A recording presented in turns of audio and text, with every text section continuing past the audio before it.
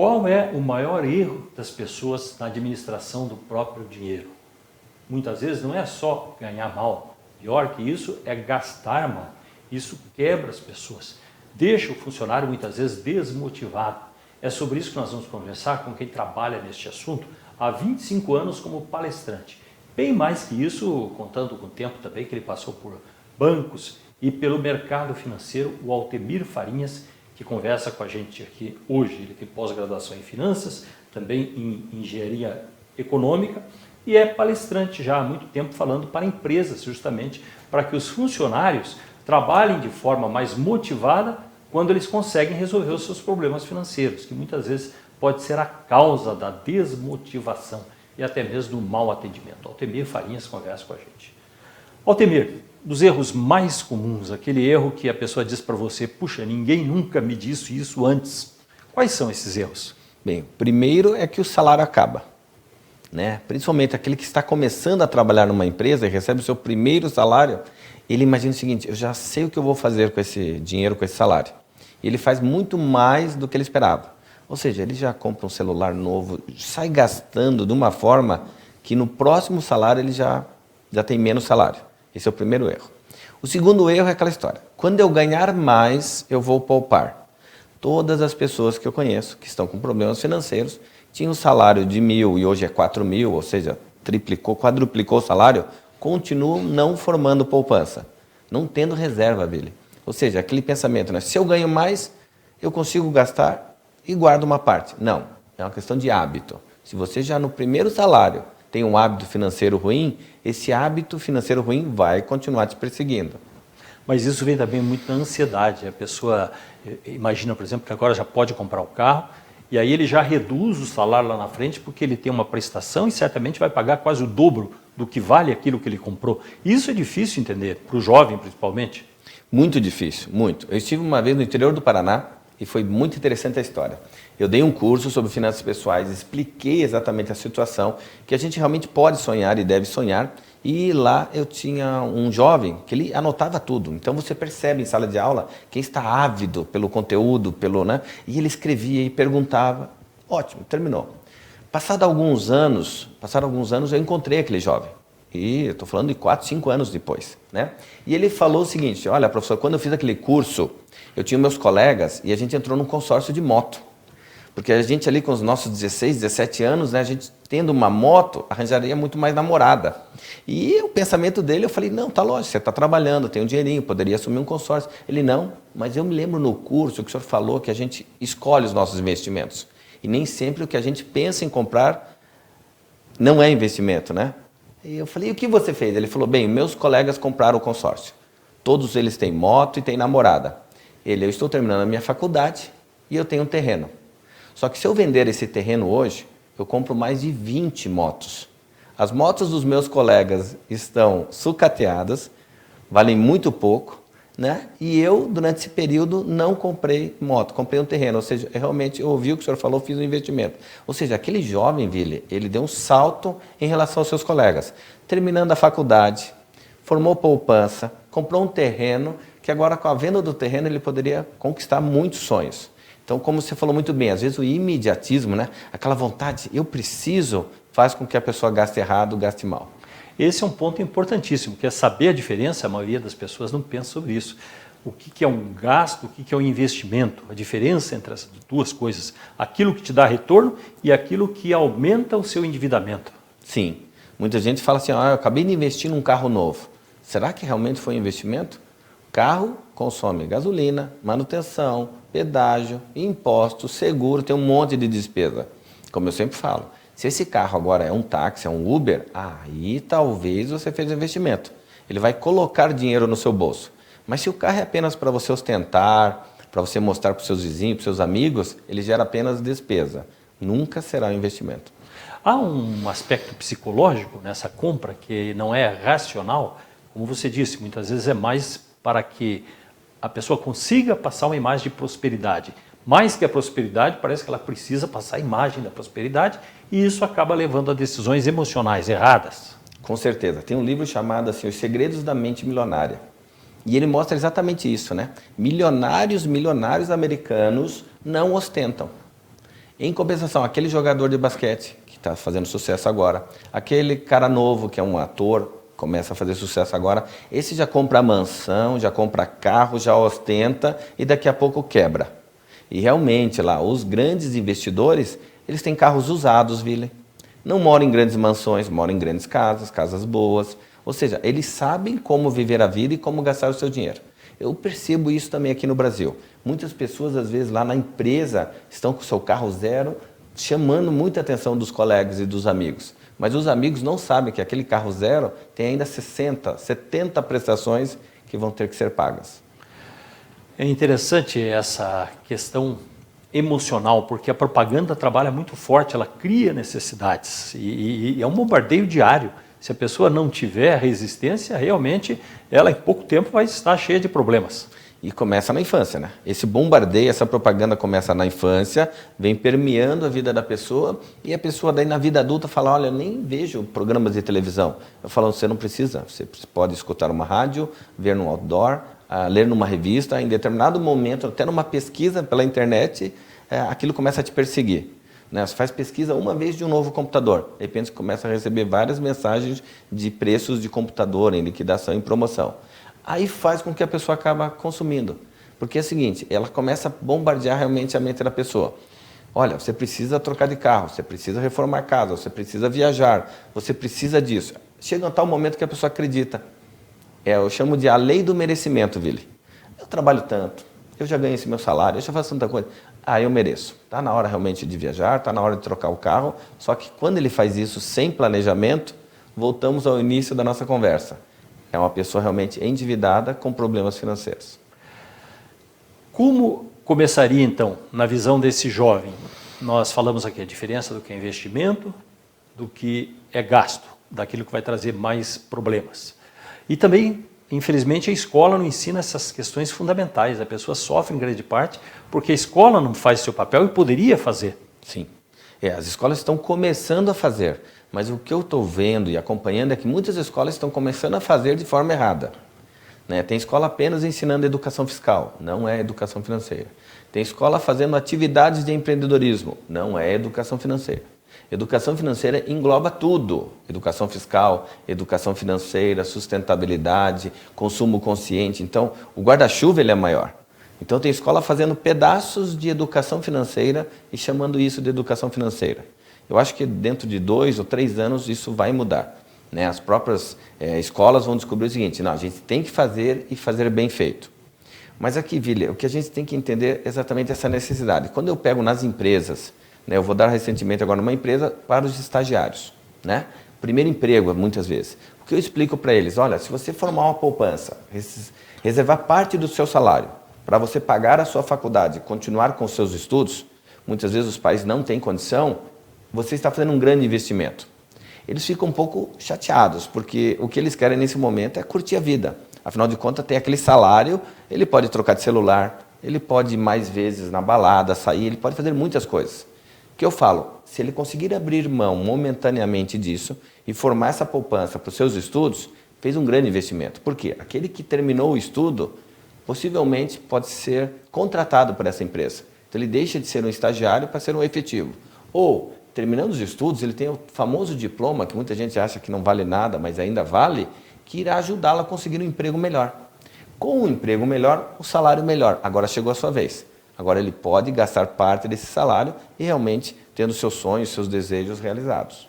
O mais comum, e aí tem um ponto trágico, é a bola de neve. E grande parte do brasileiro, grande parte da população, acaba entrando nessa bola de neve, que é você perder completamente a possibilidade de se defender da dívida que vem crescendo cada vez mais. Sim, nós chamamos isso de superendividamento. Chega a tal momento em que a pessoa, a bola de neve cresceu tanto que ela esmaga a vida, a família, o trabalho da pessoa. Muitas vezes acaba com a própria família. Acaba. Nós temos pessoas hoje, moradores de rua, que tinham uma família, tinham um emprego, se endividaram, a empresa não ajudou ele, né, apenas demitiu o funcionário, a esposa não ajudou ele, criou aquele clima em casa, acabou separando, sai de casa, virou andarilho. E às vezes nós temos aí na rua andarilho, que é engenheiro, que é cara formado, que é pessoa que estudou, mas olha o que a falta de educação financeira fez, né? Afetou a sua saúde física e emocional. As empresas devem entender que é o seguinte, elas devem ajudar os funcionários. As famílias também devem entender que devem ajudar os seus familiares. Pessoas, Vili, com problema financeiro não conseguem sair dessa dívida, do problema sozinho. E o sonho do enriquecimento, porque isso vem de toda parte, de cursos, de todo tipo de literatura, até as religiões hoje entram também nesse campo. O que faz sentido nessa magia que se cria de que haveria uma possibilidade, que existiria receita para o enriquecimento? Isso continua muito claro. Eu acabei de ir no aniversário, e durante o aniversário que eu estou lá, né, como participar, já veio alguém perguntar de investimento. Professor, olha isso aqui, mostrou no celular. No que mostrou no celular que eu li, eu falei, isso não é investimento, isso é pirâmide, é golpe. Não, não é, eu tenho um amigo. Eu falei, olha, quando começa a falar que eu tenho um amigo, que alguém está ganhando, e que não tem registro no Banco Central, não tem registro na CVM, é golpe. Mas por que aquela pessoa estava me perguntando de forma tão empolgada, Vili? O ganho rápido e fácil. Na cabeça dela estava mais ou menos assim, professor, se eu investir 10 mil, eu vou retirar 3 mil por mês. Eu falei, não existe um investimento que te dê 30% ao mês. Ações pode dar e ainda é muito risco. Eu falei, e fundos muito mercado tem alavancagem. Eu falei, olha, isso aí está muito fácil. Então, essa facilidade é que atrai os jovens, né, a cair nesses engodos, né, nesses enganos, que é os famosos pirâmides, o famoso golpe, né? Vili, nós estamos falando isso da década de 20, ou seja, são golpes que foram só mudando a roupagem, entendeu? Já teve gente que vendeu a Torre Eiffel várias vezes. Nós temos vários golpes assim que a gente olha na história. Tem um livro chamado A Euforia Financeira, do Galbraith. Ele conta a história do tempo das tulipas, ou seja, golpes que sempre existiram. Por que as pessoas sempre caíram nos golpes? Enriquecimento rápido e fácil. E o problema é que isso tem um fascínio e a pessoa acredita naquilo que ela quer acreditar. Isso que é curioso, você pode até argumentar, mas a pessoa fica tão fascinada e tão entusiasmada que é difícil você mostrar a realidade. É isso que você sente? Exatamente. Por mais que eu falasse para aquela moça, né, para aquela pessoa, olha, a CVM, que é quem cuida dos nossos investimentos no Brasil, Banco Central do Brasil, onde tem que ter registro, isso ela desconhecia totalmente, nem sabia o que era CVM nem Banco Central. O que ela sabia é que um amigo investiu e estava retirando dinheiro todo mês. Eu falo, olha, não interessa como ele está tirando dinheiro, pode ser que agora ele tenha ganhos, mas daqui a pouco ele vai perder todo o capital. Daqui a pouco esse amigo vai vender o carro, vai vender a casa, entendeu? Porque já que ele está ganhando, vai colocar mais dinheiro no bolo. Na hora que ele colocar mais dinheiro no bolo, o bolo some. Grande parte, talvez, vai acompanhar a fala e vai dizer o seguinte, puxa, mas eu já estou nessa situação, e agora? Para quem já está numa situação complicada? Vai nessa empresa e resgate seu investimento. Resgate já. Nós tivemos um caso numa cidade aqui em Curitiba, aqui da região metropolitana de Curitiba, que é Colombo, onde o segundo vereador mais votado dizia que tinha uma corretora de valores. E as pessoas estavam ganhando 5%, 8% ao mês, ele. Por um acaso eu conheci um noivo, conheci ele lá na praia, esse jovem falando comigo de ações, como se entendesse, eu olhei para ele e falei, parabéns. Aí quando eu falei para ele que não era ações, era opções de ações, ele, não, isso eu não entendo. Eu falei, como você não entende se você está aplicando nisso? Não, é que lá tem uma corretora e eles fazem, daí ele me deu um papel. Quando ele deu o papel, não tinha timbre, não tinha nada, eu falei, rapaz, isso aqui está terrível. Minha sugestão, saque o dinheiro, senão não vai ter casamento. Ele foi um dos primeiros a conseguir sacar o dinheiro. Os outros já não conseguiram e perderam tempo. Para quem se lembra, teve pessoas que perderam casa, perderam caminhão, teve um problema na cidade, por quê? A empresa não era constituída de forma legal. Ou seja, o dinheiro que entrava, pagava quem está saindo. É aquela bola de neve, né, Vili? Ou seja, enquanto um está saindo, eu consigo o dinheiro do outro e vai. Chega um momento em que os resgates são maiores que entradas. Aí a pirâmide quebra. E para quem já está super endividado hoje ou está endividado hoje, o que seria o primeiro passo? A pessoa está angustiada. O que você diz para essa pessoa? Para a pessoa que está com um problema financeiro, que se encontra no fundo do poço, tem uma saída. Para todo mundo que está aqui nos ouvindo, existe sim uma solução. Eu sei que você está lá com ansiedade, com muitas preocupações, até taquicardia. Eu sei que essa pessoa está nessa situação.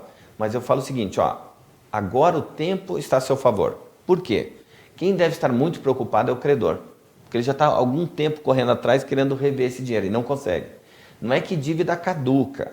Gente, tem que parar com essa história que dívida caduca. Dívida não caduca. O que caduca é a sua inscrição no Serasa. O seu nome fica 5 anos lá, mais que isso não. Mas dívida é revendida. Mas qual que é a parte boa? A parte boa é essa. Agora, a partir de agora é para cima, tem uma saída. Renegociação de dívida.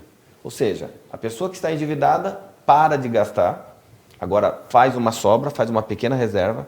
Com essa pequena reserva, começa a falar com seus credores e ele vai ouvir dos credores uma contraproposta. Quem deve 5 mil, talvez vai quitar a dívida por R$1.000. Eu já vi casos, Vili. Um é fantástico, a pessoa devia 100 mil reais. E eu atendi esse funcionário de uma empresa na própria empresa. Mês após mês ele entrava na sala, que eu atendia lá mensalmente, né? Ele, professor, não para de ligar, professor, não para de me incomodar. Eu falava, faça a sua parte, o tempo está a seu favor. Junta a poupança, porque vai chegar uma hora em que eles vão mandar uma proposta boa. Passaram-se 2 anos, Vili. Eu sei que às vezes é muito tempo para a pessoa que está nos ouvindo. Mas olha, 2 anos depois, ele recebe uma proposta do banco para quitar a dívida de 100 mil por 10, à vista. Eu lembro que ele entrou na sala chorando, com a maior alegria, e falou, professor, eu nem vou conversar com o senhor hoje, porque eu vou direto no banco quitar a dívida. Mas olha que interessante, em 2 anos ele juntou 10 mil. E se ele não tivesse me ouvido? E se ele não tivesse pelo menos juntado o dinheiro para quitar a dívida? Então não adianta desconto em dívida para quem não tem poupança. Então, recapitulando, existe sim uma solução, existe uma saída, ela começa em você, junta agora a sua família, para de gastar, gasta menos, forma a poupança e converse com seus credores. Conversando com os credores, alguns vão dizer o seguinte, é melhor eu receber alguma coisa do que não receber nada. Um bom exemplo foi a Caixa Econômica, que fez e continua fazendo uma recuperação de dinheiro da Caixa, dinheiro considerado perdido, e às vezes até nessa faixa, 10% apenas daquilo que a pessoa devia. Em média tinha desconto de 70% da dívida, ou seja, é um excelente desconto. Porque olha só, as dívidas elas são jogadas no banco lá, realmente é perdido, acabou. Esse dinheiro eu não vou recuperar. E se eu tentar recuperar, às vezes dá muito gasto, eu tenho que pegar todo o departamento de advogados e gerar um movimento para tentar cobrar a pessoa. O que é melhor? Conciliação. Conciliação é isso, vem cá, vamos conversar, quanto que você pode pagar e vamos ver se eu quero receber. Com certeza, você que está nos ouvindo, se você tem uma reserva, seja dinheiro aí de 13º, férias, fundo de garantia, você pode usar esse dinheiro e quitar muitas dívidas. Para quem não caiu aí no superendividamento, mas está perto, vamos descrever como é que é essa situação infernal, porque a pessoa realmente aí fica com uma vida dificílima. O que acontece? Muito bem, para quem está aí equilibrado, que é aquele cara que paga todas as suas contas e está feliz, eu digo para ele ficar preocupado. Por quê? Porque ele é o sem futuro. Ou seja, ele paga suas contas e não sobra nada. Tem algo errado aí. Você tem que pagar suas contas e sobrar dinheiro. O equilibrado tem um problema, ele pode perder o equilíbrio. Perder o equilíbrio, vai ficar endividado. Deixa eu dar uma imagem para você do que é uma pessoa endividada. Uma pessoa endividada afeta a saúde física e mental dela. Ou seja, começa a aparecer aqui mais doenças físicas, porque ele fica mais abatido, e a parte emocional. Quem era alegre, deixa de ser. Quem era criativo, perde a criatividade. Aquela pessoa que era bacana no ambiente de trabalho, agora ele não é mais o bacana. As pessoas até se afastam dele, porque ele só sabe falar de problemas. Então, eu falo o seguinte, a pessoa ela vai se fechando que nem uma concha. Ela vai se fechando em si mesma e daí as pessoas à sua volta vão se afastando. Até a própria família, né? A família também, porque chega a tal momento, a pessoa de tão mal-humorada, ninguém quer mais conversar com ela, porque ele só fala de problemas financeiros. Não dorme bem, não se alimenta direito, pode vir a perder o emprego, porque causou um problema lá no ambiente de trabalho. Não consegue mais fazer nada, porque daí também perdeu o crédito. Trata clientes na empresa mal, é grosseiro com as pessoas, anda na rua de cabeça baixa. É impressionante isso, porque a baixa autoestima. Para quem fica endividado, é um peso descomunal. A pessoa acha que todo mundo sabe que ela é endividado. Como se ela tivesse escrito nas suas costas uma frase, uma palavra. Então, assim, a pessoa realmente ela vai murchando. A solução é o que nós falamos anteriormente. Enfrente os seus medos, os seus problemas. E é o seguinte, chega um momento, você não tem como afundar mais. Não existe. Então, para quem está nos ouvindo, está no equilíbrio, não fique tão feliz porque você está pagando suas contas. Você tem que conseguir formar uma reserva financeira. Aquilo que a empresa faz, e se não fizer quebra, que é o planejamento financeiro, eu acredito que a maioria tem só na cabeça, assim, alguma ideia, mas não tem nada no papel para saber para onde está indo o dinheiro, o que é que eventualmente vai sobrar. Seria um primeiro passo ter uma noção básica de um gerenciamento da própria casa como se fosse uma empresa? Ah, com certeza, Vila. Porque assim, o maior causador de endividamento é o descontrole financeiro. E o que vem a ser o descontrole? Não ter controle nenhum. Então, a pessoa precisa fazer o planejamento financeiro familiar, o que é quanto eu ganho e aonde eu gasto. Esse aonde eu gasto é muito interessante, porque você já tem gastos como energia elétrica, água, internet, você tem aqueles gastos e estarão com você o resto da sua vida. Mesmo um dia você se aposentando, você vai consumir água, ou seja, os gastos continuam. O que eu faço? Eu faço o seguinte, eu pego os gastos e reduzo. Eu vou tentar adequar os meus gastos ao que eu ganho. Ah, não consegui. Então tem alguns gastos que eu vou cortar. Tem coisas que eu vou ter que abrir mão. Tem gente que, por exemplo, abre mão de TV a cabo, tem gente que abre mão de clube, tem gente que abre mão de academia. Eu começo a pegar alguns gastos e tiro do orçamento. Aí eu consegui adequar o meu orçamento. Se ainda estou pagando as contas, eu vou repetir, isso não é bom, por causa que o futuro vai cobrar sua conta e o seu preço. O que eu preciso fazer? Ganhar e gastar menos. Aí sobrou um dinheiro. Esse dinheiro eu tenho que investir, e investir bem. Se eu perder o emprego e tenho reserva financeira, eu consigo um emprego logo. Se eu perco o emprego e não tenho reserva financeira, eu posso demorar 2 anos para conseguir um emprego. Porque eu estou com dívida, com problemas, com dor de cabeça. Eu já vou numa entrevista com baixa autoestima. Agora, o que tem reserva financeira, ele já vai um pouquinho melhor. Porque ele fez a sua parte, sempre sobrou um dinheiro, e agora ele está na entrevista e ele fala, olha, eu preciso realmente do emprego, mas estou conseguindo pagar minhas contas, a minha vida está assim. Ele vai muito bem numa entrevista. Então, por isso que vai o alerta aqui. O ideal é, na ponta do lápis, ter o planejamento financeiro familiar e conseguir sempre que possível formar uma poupança, uma reserva. O carro, por exemplo, seria algo, porque a gente tem tão grande, tão forte na mentalidade nossa, de que o carro é fundamental. E você vê muitas vezes tem pessoas que são obrigadas por um motivo ou outro a vender o carro, e daqui a pouco a pessoa se acostumou, né? Porque hoje tem aplicativo e muito mais simples. O que representa um carro como sumidouro de dinheiro numa família, por exemplo, uma família que está em dificuldade? Bem, o carro ele traz um status, para muitas pessoas ainda é um status. Né? Eu cheguei a ter carro importado e lembro bem, gente, jamais vou esquecer essa cena, vida. Teve uma senhora que foi assistir uma palestra minha na empresa, porque ela viu o carro no estacionamento. Ela falou, nossa, se tem esse carro, o cara é muito bom. Olha a mentalidade das pessoas. Eu, no final da palestra, conversei com ela, falei, olha, a senhora não sabe, eu estou vendendo esse carro. Porque o custo de manutenção dele é caro, é importado, é isso. Eu falei tudo. Ela, por quê? Eu falei, porque eu dou valor ao dinheiro. Porque com esse dinheiro que eu não vou pagar menos seguro se eu tiver um carro. Eu comecei a fazer umas contas, ela ficou olhando para mim, ela aprendi mais ainda do que na palestra agora. Mas assim, a motivação que ela fez com que ela assistisse era o status. Nossa, com esse carro é o cara. E muitas vezes as pessoas estão errando, muitos jovens estão errando, olhando uma moto, um carro e falando, não, se eu tiver aquilo, eu realizo meus sonhos.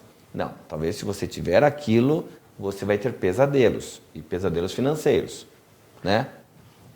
Um ponto importante é a gestão da paz de espírito. Você poder dormir sossegado, você poder viver sem entrar no estado de depressão. Tem gente que cai no alcoolismo, droga, tudo mais, porque não consegue mais gerenciar a própria vida financeira.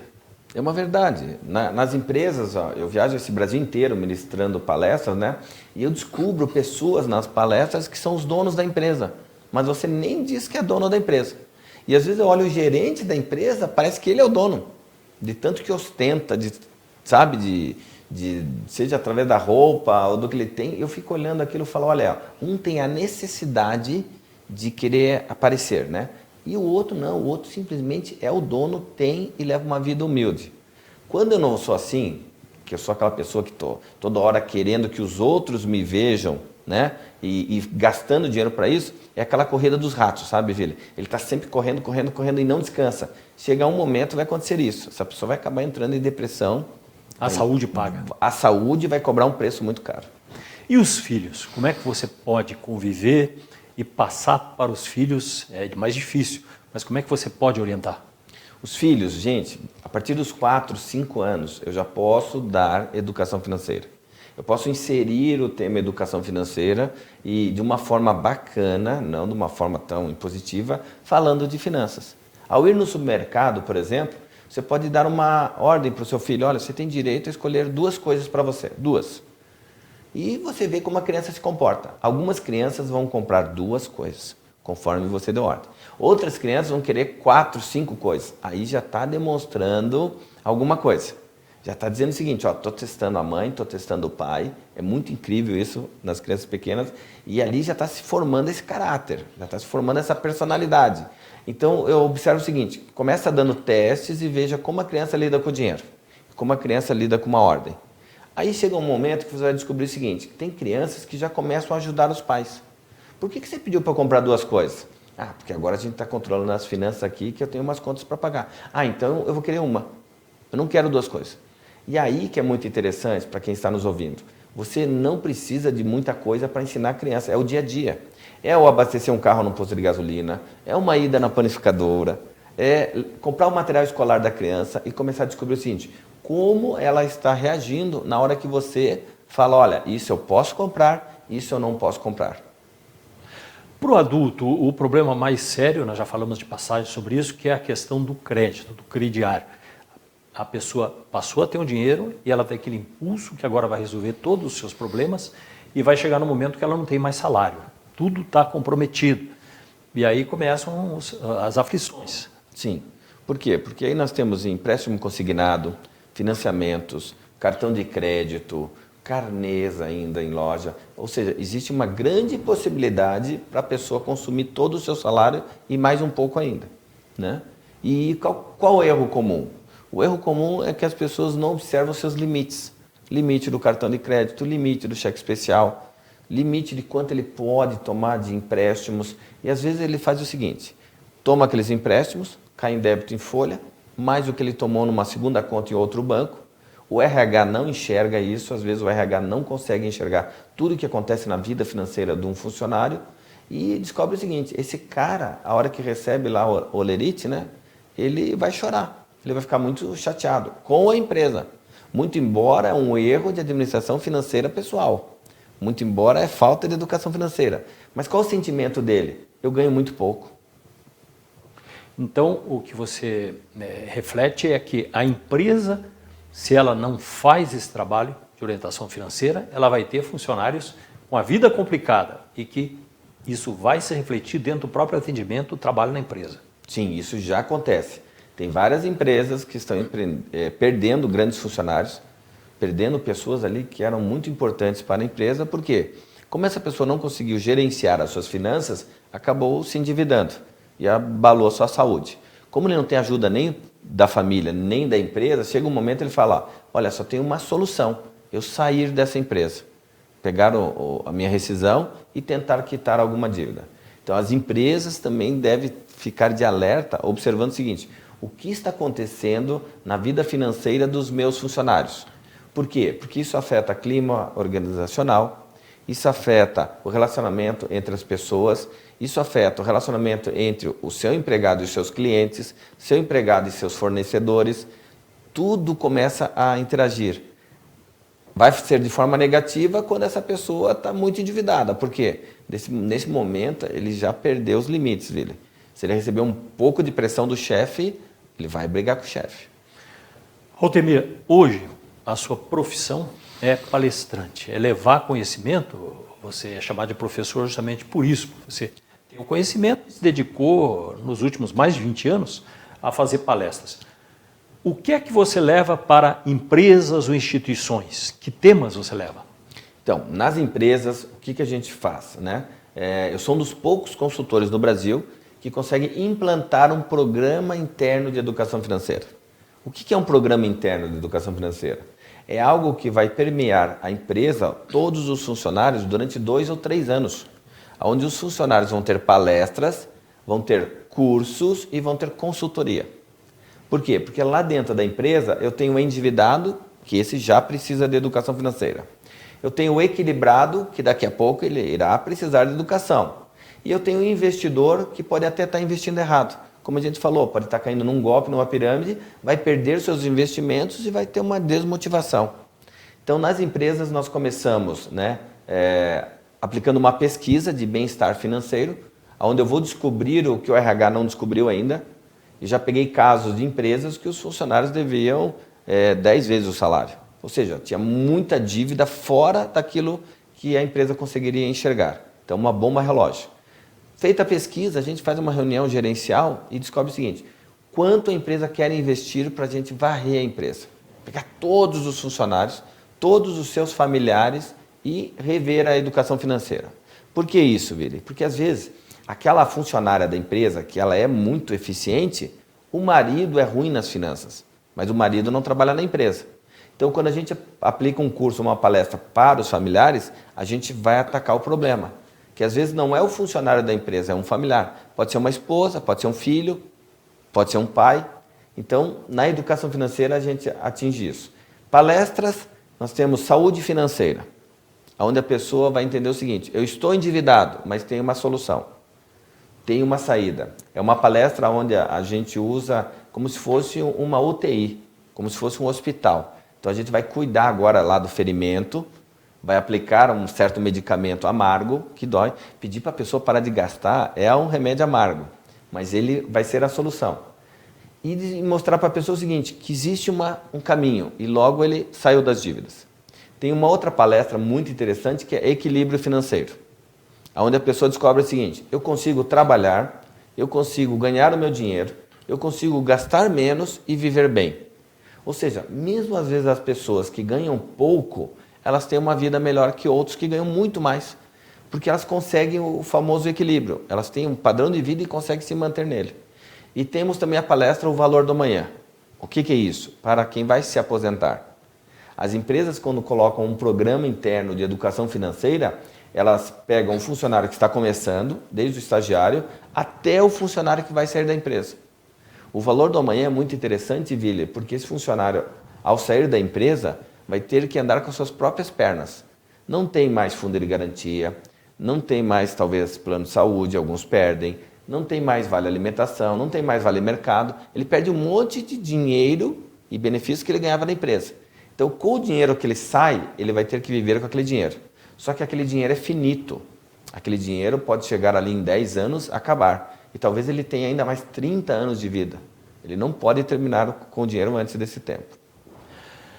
Para entrar em contato, para contratar o professor Altemir Farinhas, como é que é o acesso à conversa, dúvidas, qual é o caminho? Muito fácil. O site equilibriofinanceiro.com.br, equilibriofinanceiro.com.br, ou telefone 41 3078 2379. Muito obrigado, professor, pelas dicas, pela participação com a gente. Eu que agradeço. Muito obrigado a você que acompanha sempre aqui as nossas gravações sobre temas de interesse público que possam ajudar na vida das pessoas. Obrigado por ter ficado com a gente.